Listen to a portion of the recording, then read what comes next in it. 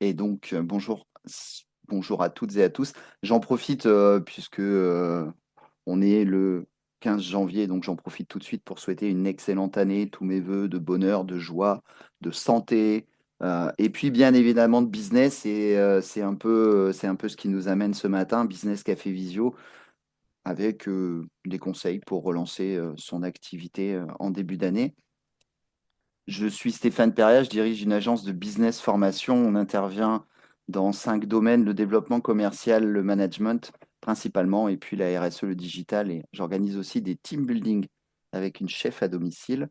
Les bureaux sont à Saint-Germain-en-Laye, dans les Yvelines, et l'activité a démarré en octobre 2018. Et je suis certifié Calliope depuis 5 ans, avec un renouvellement qui a été fait il y a quelques jours. Donc, c'est encore assez frais. Mais voilà, donc certification Calliope qui ouvre droit à des prises en charge des OPCO sur les formations. Est-ce qu'il y en a parmi vous qui sont encore restés la tête dans les fêtes et qui n'ont pas encore démarré le mois de janvier? Parce qu'on est quand même le 15. Donc là, si on ne l'a pas encore démarré, bah, il va vraiment, vraiment, vraiment falloir le démarrer. Et on va voir comment est-ce qu'on peut faire. Donc, si vous êtes encore un peu resté la tête dans les fêtes, ce Business Café Visio va certainement vous permettre d'en sortir un peu. Bienvenue en 2026, vous êtes ici et voilà à peu près ce qui va se passer. Ce qui est bien, c'est que cette image, je la donne tous les ans. Voilà, puisque c'est à peu près l'image de tous les ans. Donc voilà. Donc ça va être un long chemin, un long parcours, et puis il va falloir s'armer de patience, de discipline, de motivation pour réussir cette année. Et on va démarrer par la prospection. Voilà, alors la prospection, on peut commencer par partir dans tous les sens et se jeter un peu à droite, à gauche, essayer d'appeler tout le monde, envoyer des mails à tout le monde, des LinkedIn, etc., etc. Finalement, on va essayer de recentrer l'activité. Euh, il va falloir faire un ciblage un peu affiné et il va falloir sortir de votre prospection les personnes qui ne veulent pas vos produits et vos services, qui n'ont pas envie de les acheter, et les personnes qui n'en ont pas forcément les moyens. Et ça nous permet d'arriver sur le cœur de cible. Donc je pars de mes cibles en général, et puis petit à petit, je réfléchis à quoi ressemble mon client idéal et je vais mettre mes efforts sur ce cœur de cible pour me donner toutes les chances de signer des affaires. Si vous n'êtes pas sur les bonnes cibles, c'est-à-dire si vous êtes face à des gens qui n'ont besoin de rien ou n'ont pas les moyens, eh ben, en fait, vous êtes en train de perdre votre temps. Parce que vous n'allez pas signer l'affaire. Alors peut-être que ça changera dans 6 mois, dans un an, mais en tout cas, au moment où on se parle, on est un peu en train de perdre son temps. Donc le ciblage, c'est vraiment quelque chose qui est très important. Et avant de partir en prospection, il faut travailler son cœur de cible. Ensuite, si vous voulez optimiser votre prospection, bah, vous allez croiser ces 3 éléments. Pour celles et ceux qui me connaissent, je dis souvent, et c'est ma phrase préférée, la prospection, c'est un peu comme chercher l'amour. Donc, mon cœur de cible va se situer au croisement de 3 éléments indispensables. Le premier, c'est le ciblage. Je vous en ai parlé précédemment. Le deuxième, c'est les moyens que je vais utiliser. Et le troisième, c'est la compétence. Donc, ça veut dire quoi? Ça veut dire que mon effort de prospection, je vais le pointer sur les moyens qui me permettent d'adresser les bonnes cibles et pour lesquels je suis compétent. Donc, commencez par ce que vous savez faire, commencez par ce que vous aimez faire et qui vous permettent d'adresser les bonnes cibles. En général, on active plusieurs leviers. On fait pas de la prospection monocanal. Donc, en général, on va avoir plusieurs canaux de prospection. Par exemple, on peut très bien faire de la relance téléphonique à, à froid ou sur des contacts réchauffés. Je vais en reparler. On peut aller dans des événements réseau, on peut être présent sur les réseaux sociaux, on peut aller visiter des salons, on peut être exposant, mais on peut aussi aller les visiter, on peut faire du porte-à-porte, on peut faire du emailing, on peut faire tout ça finalement dans la prospection. La prospection, c'est pas juste faire du téléphone à froid. D'ailleurs, il y a beaucoup de personnes qui prospectent sans en faire. Donc, il faut simplement trouver le ou les moyens qui vous correspondent. Et ensuite, mettre en place des actions répétées, régulières. Si vous faites du téléphone, il faut se bloquer 1 heure et demie, par exemple, peut-être une fois, 2 fois, 3 fois dans la semaine. Euh, Commencez par cibler les entreprises pour lesquelles vous avez des noms de personnes. C'est toujours plus simple que de n'avoir que la fonction. Et puis, faire une session d'appel de 15-20 appels. Il faut y mettre du rythme. Et puis après, on va faire autre chose. Regardez les événements réseau qu'il y a autour de chez vous, club affaires, business club, groupement, peu importe. Mais regardez ce qui se passe autour de chez vous à proximité. Ce sont des très bons leviers pour développer le business, pour rencontrer des personnes, faire des contacts et prendre des rendez-vous. Les réseaux sociaux, alors personnellement, je suis très utilisateur de LinkedIn, mais on peut parler de tous les réseaux sociaux. Pareil, ma présence régulière fait que à un moment, on commence à être visible, on commence à être plus connu, reconnu, et puis on va gagner en crédibilité. On peut envoyer des messages à des personnes, donc envoyer des messages ciblés pour rentrer en contact avec des personnes. Ça se fait assez facilement. On peut en faire quelques-uns par jour. euh, et, euh, et ça permet d'aller chercher des personnes que peut-être on n'aura jamais au téléphone. Donc LinkedIn, c'est aussi un bon support. Si vous avez un salon qui vous intéresse, inscrivez-vous, allez le visiter et vous allez peut-être rencontrer plein d'exposants qui potentiellement pourraient être de futurs clients. Vous pouvez faire du porte-à-porte. Bon, tout le monde n'est pas fan, mais c'est encore un système qui fonctionne bien. Et vous pouvez faire des emails. Pareil, les emails, on les cible. C'est pas la peine de faire de la masse, mais par contre, on va plutôt les cibler et puis on va travailler le corps du mail de manière très courte, hein. Les gens n'ont pas le temps de lire des mails de 15, 20 ou 30 lignes. Donc, travaillez votre corps d'email plutôt un peu comme un pitch et avec ce qu'on appelle un call to action. Donc, mettez une phrase qui cherche à engager les gens sur télécharger notre livre blanc, prenez rendez-vous en ligne ou retrouvez-nous à tel événement, inscrivez-vous. Bref, euh, c'est important que dans le mail, j'ai un call to action. Ne faites pas juste un mail de présentation de votre activité. Donc, il faut le travailler en mode plutôt pitch. Je vais revenir sur le pitch juste après. Donc, tout ça, c'est des actions qu'on peut mettre en place. Choisissez les vôtres, choisissez celles qui vous correspondent le mieux, celles qui vont vous permettre d'adresser les bonnes cibles et pour lesquelles vous avez soit la compétence, soit en tout cas un minimum d'appétence si vous aimez faire. Moi, personnellement, je fais pas mal de réseaux de clubs à faire. Depuis le début de l'année, j'ai au moins 2 événements réseau toutes les semaines. Voilà, donc je me suis mis dans le rythme et je fais pas mal d'événements réseau. Je rencontre des gens, je prends des rendez-vous et ça me permet aussi de potentiellement signer des business. Donc voilà. Donc trouver les actions, en tout cas, la vérité, elle est vraiment dans l'action. Donc ça, s'il y a quelque chose à retenir de ce business café, c'est vraiment le mot action. Il faut agir. Les vœux, alors on s'est souhaité la bonne année.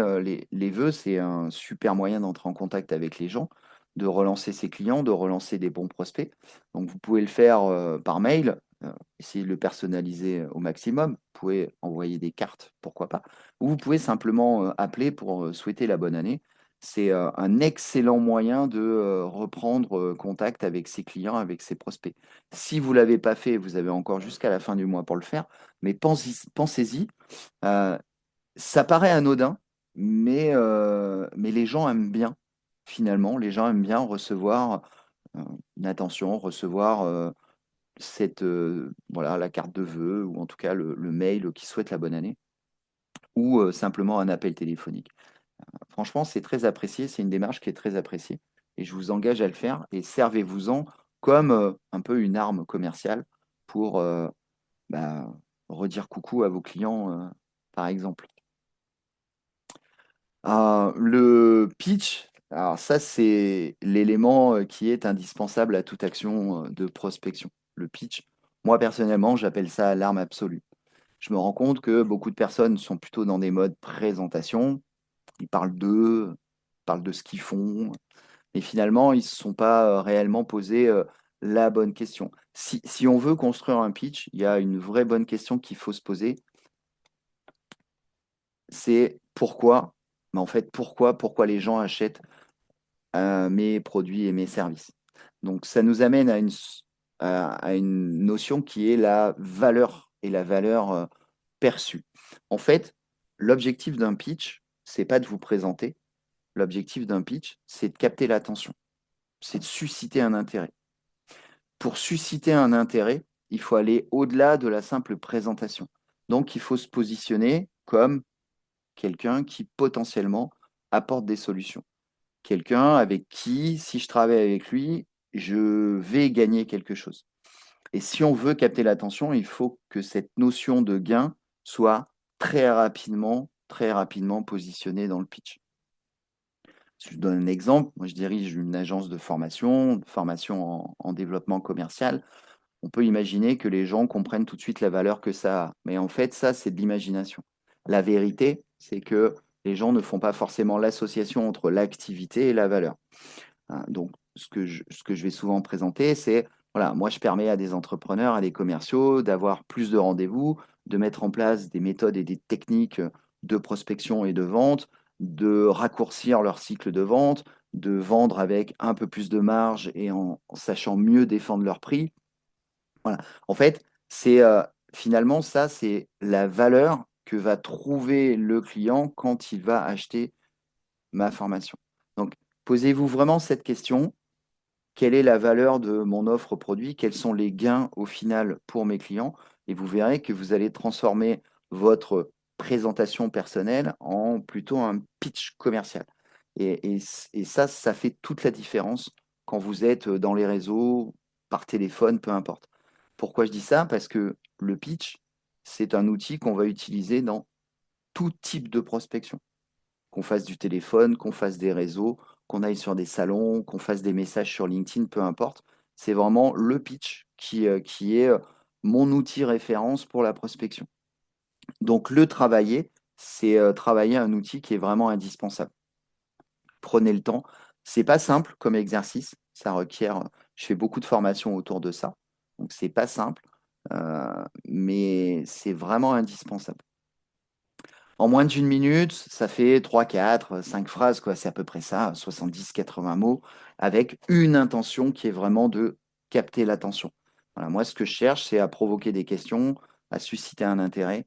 Et c'est ce que je cherche. Mon pitch, ce n'est pas une présentation corporate. On ne peut pas tout dire. Donc, faites des séquences relativement courtes et impactantes pour susciter un intérêt et puis engager une conversation et peut-être avoir des questions qui seront des ouvertures vers de la prise de rendez-vous. Parce que ça, c'est l'objectif de la prospection, c'est la prise de rendez-vous. Si la majeure partie de vos produits et vos services ne se vendent que lorsque vous êtes soit assis face à un client, soit en visio avec lui, mais en rendez-vous visio, votre objectif numéro un, c'est de prendre des rendez-vous. C'est si on, si on veut aller un petit peu plus loin, on peut décrire ce qu'est une activité commerciale et on va se rendre compte que l'intensité et la régularité est un élément qui est très important. Donc, si je décris mon pipe de vente, j'ai un effort de prospection qui est assez important. Et puis, ça va m'amener des rendez-vous. Ces rendez-vous amènent à des devis. Ces devis doivent amener aux commandes. Donc, ça, c'est des indicateurs qui sont intéressants à suivre pour piloter son activité. Et on se rend compte que si, par exemple, il n'y a pas de rendez-vous, et ben, ça va être compliqué de faire des devis, donc ça va être compliqué de signer des commandes. Donc on peut toujours avoir un peu ce modèle-là en tête. Pourquoi est-ce que je prospecte? Je prospecte pour prendre des rendez-vous. Je prends des rendez-vous avec les bonnes cibles, ça reste un critère important, pour faire des propositions commerciales. Et ces propositions commerciales, c'est la meilleure chance de signer des bons de commande. Donc, voilà. Donc, soyez toujours en alerte, soyez toujours dans une dynamique de prospection et vous verrez que si vous augmentez votre nombre de rendez-vous sur les bonnes cibles, vous allez naturellement développer vos affaires. Vous allez générer plus de business, vous allez générer plus de devis et potentiellement plus de commandes. Après, on peut travailler à optimiser son rendez-vous, optimiser son closing, optimiser sa négociation. Mais le point de départ, c'est d'avoir une activité régulière et intense. Ça, c'est super important. Saisir toutes les opportunités pour prendre des rendez-vous, ah ben, c'est pour ça que je travaille le pitch. Et c'est pour ça que je vais dans des réseaux, c'est pour ça que je vais peut-être utiliser LinkedIn, c'est pour ça que je vais rappeler mes clients, c'est pour ça que je vais faire une campagne de mailing ciblée pour saisir toutes les opportunités. Et c'est la première vente finalement. Euh, Moi, je vois dans mon activité, je sais pertinemment que si j'ai des rendez-vous, des premiers rendez-vous avec les bonnes cibles, eh ben, je sais forcément que je vais signer des affaires. Donc ça, donc mon premier indicateur, c'est ces rendez-vous sur les bonnes cibles, bien évidemment. Donc prenez ça en tête et remplissez vos agendas. En tout cas, faites en sorte d'avoir des rendez-vous sur des bonnes cibles et vous verrez, vous allez certainement augmenter vos ventes. Ce qu'il ne faut pas oublier, si vous en avez, c'est les clients. Quand on parle de prospection, on a tendance à vraiment aller chercher des nouveaux clients, des gens avec qui on ne travaille pas aujourd'hui. Et on fait beaucoup d'efforts là-dessus. Euh, il ne faut pas oublier ses clients. Et ça, c'est très important. Et je vais vous donner un conseil par rapport à ça, en se posant deux questions et en faisant une petite analyse, ce qui permet derrière de mettre en place des plans d'action. La première question, c'est quels sont les produits et services que ce client achète. Donc, de manière très simple, on va faire la liste de tous ces clients et puis on va regarder tous les produits qu'ils achètent de manière individuelle, client par client. Qu'est-ce qu'ils m'achètent? Ça, c'est le premier exercice. Donc, ça va aussi permettre de voir quels sont les produits et services qu'on vend le plus, etc., etc. Et puis, on va se poser une deuxième question, ce qui va nous ouvrir à une analyse, c'est quels sont les produits et services qu'ils n'achètent pas. Pourquoi? Ben, parce qu'en fait, dans ce que le client n'achète pas se cachent des potentiels. Alors, il peut ne pas les acheter parce qu'il n'en a pas besoin. Et auquel cas, si on pose la question, bah, la réponse est donnée et puis on passe à autre chose. Mais il y a un certain nombre de cas où malheureusement, il n'achète pas, en tout cas, il ne vous achète pas parce qu'il ne sait pas que vous faites ces produits et services. Je vous donne un exemple. Moi, je fais de la formation à la vente et au management. Euh, j'ai des clients qui sont consommateurs sur la formation à la vente. Est-ce que tous savent que je fais aussi de la formation au management? C'est une question qu'il faut que je me pose. Donc, quand je vais analyser mes clients, je vais regarder tous ceux qui n'achètent pas de formation au management et me poser la question, OK, pourquoi est-ce qu'ils ne le font pas? S'ils ont des équipes commerciales, ils ont des managers, donc il y a des chances qu'ils aient besoin de formation au management. Donc là, deux cas de figure. Soit ils n'y ont pas pensé, soit, et ça c'est plus problématique, ils l'achètent ailleurs. Pourquoi? Bah, parce qu'ils ne savent pas que je le fais. Donc c'est une vraie analyse qu'il faut faire. Moi, je le fais avec beaucoup de clients. C'est assez simple à mettre en place. Et par contre, c'est redoutablement efficace. Qu'est-ce que tu achètes? Qu'est-ce que tu n'achètes pas? Les potentiels se cachent dans ce qui n'est pas acheté. Donc, tu n'achètes pas ça. Maintenant, je vais mettre en place des actions pour te solliciter sur ces produits-là. Voilà. Et soit vous y allez en mode communication, c'est-à-dire que vous faites une communication très ciblée sur un produit, sur tel ou tel client, pourquoi pas. Soit vous prenez votre téléphone, vous les appelez, et puis vous prenez un rendez-vous avec eux, vous allez boire un café, vous allez déjeuner, ou un simple petit rendez-vous en visio, et puis vous les challengez là-dessus. Tiens, j'ai vu que tu avais des managers, comment tu assures la montée en compétence de tes managers? Qu'est-ce que tu mets en place par rapport à ça? Quelles sont les difficultés qu'ils peuvent rencontrer? Et en fonction de ces réponses, ben, on va voir s'il y a un potentiel pour acheter de la formation en management. Donc, faites ça, faites-le deux fois dans l'année, par exemple, hein, mais vraiment, vous allez, avoir une très bonne visibilité sur vos clients, vous allez encore mieux les connaître, et deux, vous allez certainement détecter des potentiels. Et c'est beaucoup plus facile d'avoir une action vis-à-vis de clients, de les appeler, c'est beaucoup plus simple que d'appeler des prospects qu'on n'a jamais vus. Donc voilà. Donc, des actions de prospection, des actions de développement de mes clients, ça, il faut rapidement le mettre en œuvre pour lancer le business en début d'année. Action, c'est le maître mot en fait. Moi, je dis souvent à mes clients, on peut regretter d'avoir mal fait, mais on ne doit pas regretter de ne pas avoir fait. Donc voilà, il faut se mettre dans l'action.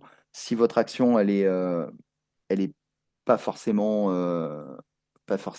très très efficace, ben, on peut retravailler pour la rendre plus efficace ou on peut éventuellement changer d'action.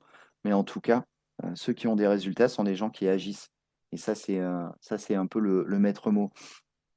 Voilà, par exemple, quelques actions que j'ai fait depuis le début de l'année. La relance de toutes mes affaires en portefeuille, ça, forcément, puis je le fais assez régulièrement.